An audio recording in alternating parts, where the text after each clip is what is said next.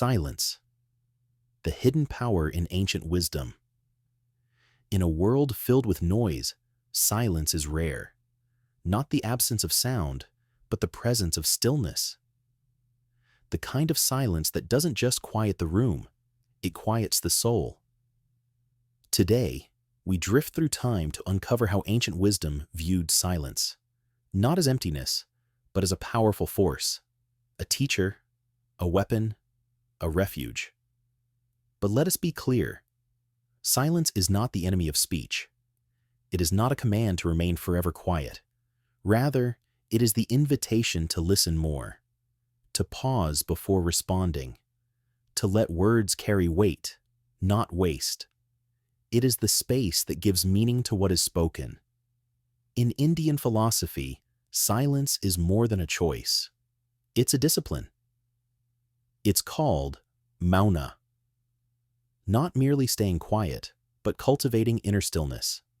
The Bhagavad Gita praises those who have mastered speech, who speak only when needed. To Krishna, restraint is a sign of wisdom. Ancient sages, or rishis, would retreat into silence for years. They believed that the deepest truths don't come from speaking, but from listening, to the world, to nature, to the self. In some traditions, silence was part of penance, a way to discipline the mind.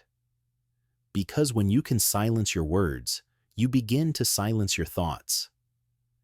And in that space, something deeper begins to speak.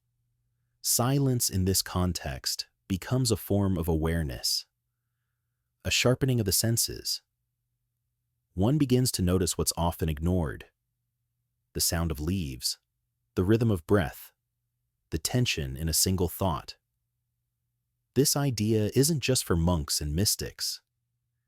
Even in daily life, the practice of taking intentional silence, turning off the music, the notifications, the chatter, can reset our nervous system. It invites us to re-enter the world more grounded, more present. In the West, Stoic philosophers held silence in equally high regard. Epictetus, once a slave-turned-teacher, said, "We have 2 ears and 1 mouth so that we can listen twice as much as we speak." Marcus Aurelius, the philosopher king of Rome, filled his journals with reflections meant only for himself. He warned of idle talk and cherished solitude not as loneliness, but as clarity. To the Stoics, silence wasn't weakness, it was control. To be slow to speak meant to be deliberate, measured, wise. Their silence was not submission, but sovereignty. To speak with meaning, one must learn to sit with silence. In a world that rewards immediacy, the Stoics taught us to delay, not just judgment, but also reaction, to reflect before responding, and sometimes not respond at all. Cicero, the Roman orator, once said, "Silence is one of the great arts of conversation." It's the pause that gives words their punch, the quiet that makes listening an act of presence. In Zen Buddhism, silence is not a retreat, it's the path. Monks train in silence for years, letting go of language to find direct experience. Koans, mystical riddles meant to break the mind, often have no answers, or they are answered with a bow, a gesture, a breath. There's a famous Zen saying, "Those who know do not speak. Those who speak do not know." In this tradition, truth is not something you explain. It is something you become quiet enough to hear. A master once held up a single flower.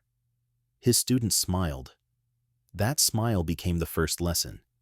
And yet, this silence is not antisocial. It is not escape. It is presence. A person grounded in silence listens better, speaks with clarity, and acts with intention. In indigenous cultures around the world, elders speak only when they have something meaningful to say.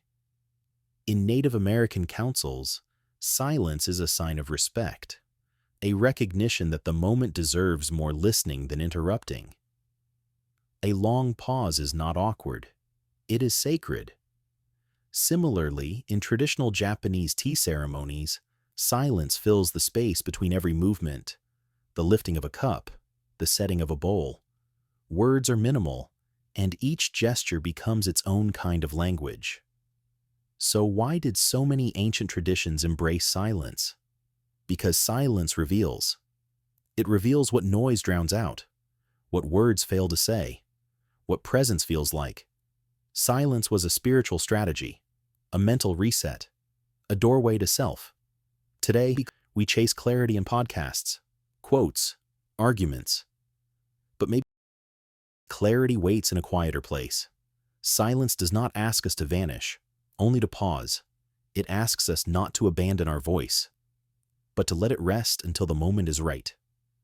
So next time you find yourself rushing to speak, remember, there is wisdom in waiting. And sometimes saying less says more. Thank you for drifting with us. If this brought you calm or clarity, there's more waiting here for you. Until next time, stay still and drift deep.